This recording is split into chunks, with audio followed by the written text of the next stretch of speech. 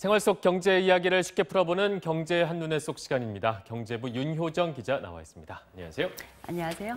네, 요즘 여기저기 다니다 보면 뭐 강아지나 고양이 같은 반려동물 키우는 분들 굉장히 많이 늘어난 것 같아요. 맞습니다. 저도 반려견을 한 4년째 키우고 있는데 뭐 최근에 산책을 해도 그렇고요. 아니면 뭐 쇼핑몰을 가도 그렇고 주변에 정말 많아졌다는 걸 체감할 수 있어요. 네, 이렇게 반려동물 키우는 가구, 우리나라 전체 가구의 30%에 달한다고 합니다. 10집 중에 3집이 반려동물을 키우고 있는 건데요. 인구로 계산하면 벌써 1,000만 명을 넘어서서 반려동물 1,000만 시대라는 말까지 나왔습니다. 이렇다 보니까 펫 관련 시장은 매년 성장을 거듭해서 올해 3조 원을 넘어설 것으로 보이고요. 2020년이면 6조 원 규모가 될 것으로 예상되는데요.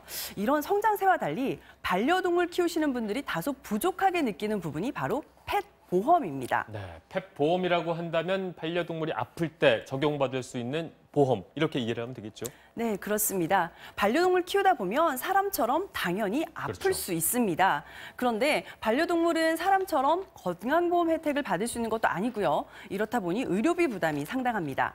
실제로 한 시민단체가 반려동물을 기르고 있는 530여 명을 대상으로 설문조사를 했는데요. 반려동물 관련 지출 가운데 가장 부담이 큰 항목으로 의료비를 꼽은 사람이 84.6%에 달했습니다. 게다가 2011년부터는 정부가 반려동물 진료비에 10% 부가세를 붙이고 있습니다. 부가세라는 게 원래는 물건을 사고 팔 때 붙이는 세금인데 이 진료도 일종의 서비스 구매로 간주하고 있는 겁니다. 진료비 내는 사람 입장에서는 이게 치료비든 세금이든 다 부담이니까요. 이 부담을 줄일 수 있는 방법, 보험 등에 대한 수요가 늘고 있습니다.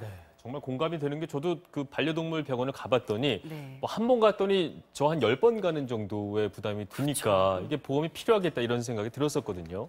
네, 사실 펫보험이 있기는 있었습니다. 11년 전인 2007년에 처음 등장해서 여러 보험사들이 야심차게 펫보험을 내놨었는데 오래 가지 못하고 대부분 보험 시장에서 철수했습니다. 왜냐면요, 보험도 상품입니다. 물건을 팔려면 수요가 예측되어야 하겠죠. 우리나라는 2014년부터 반려동물 등록을 의무화하고 있는데 당시엔 이 등록제가 정착이 안 된 상태였기 때문에 반려동물이 우리나라에 얼마나 되는지도 파악이 안 됐습니다. 또 진료비도 병원별로 천차만별이다 보니까 보험 수가 산정도 어려웠고요. 이런 것들이 시장 철수의 주된 원인이었습니다. 물론 지금까지 펫보험이란 이름을 내걸고 명맥을 유지해온 보험도 있긴 있었지만 소비자 입장에선 뭐 보장 기간이 1년밖에 안 되는 식으로 진짜 필요한 수요를 반영하지 못한 엉터리 상품이었고 보험사 입장에서는요, 돈이 안 되는 상품이니까 굳이 애써서 판촉할 필요도 없는 그런 상품이었습니다.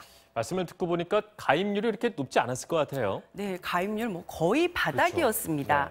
지난해 말 기준으로 국내 펫보험 건수는 약 2,600건, 등록된 반려동물 대비 0.2%에 불과했습니다. 영국은 18%, 독일 15%, 미국 10%, 일본도 8% 정도인데 우리는 펫보험 시장이 거의 없었다 해도 과언이 아니었던 셈입니다. 그런데 최근 보험업계가 다시 펫보험 시장을 새 먹거리로 주목하기 시작하면서 지난달 말부터 이달 초까지 잇따라 관련 상품이 새롭게 출시되고 있습니다. 워낙 최근에 뭐 반려동물들에 대한 관심과 애정이 높아지다 보니까 가입률도 조금 높아지지 않았을까 이런 생각이 드는데 말이죠. 네, 뭐 이게 실속이 있느냐 없느냐는 좀 따져봐야 되겠지만요. 가입은 크게 늘고 있습니다. 지난달 15일 한 보험사가 국내에서는 처음으로 최장 20년까지 보장이 되는 장기 펫보험을 내놨습니다.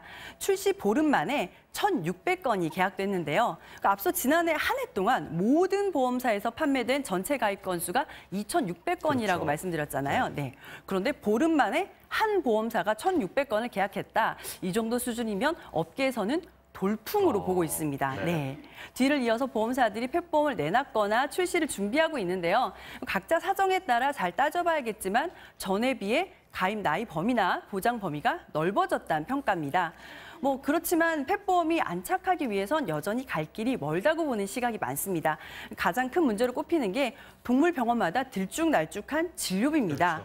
업계에서는 표준 진료 수가제, 그게 안 되면 적어도 수가 공시라도 해야 합리적인 상품이 더 나올 수 있다는 입장인데요. 과연 이번에는 잘 안착이 될지 아직은 지켜봐야 될 것 같습니다. 이제 뭐 돌풍이라고 하니까 몇 가지 또 상품이 나올 테니까 약관을 잘 살펴보고 선택해도 좋을 것 같습니다. 지금까지 경제부 윤효정 기자였습니다. 잘 들었습니다.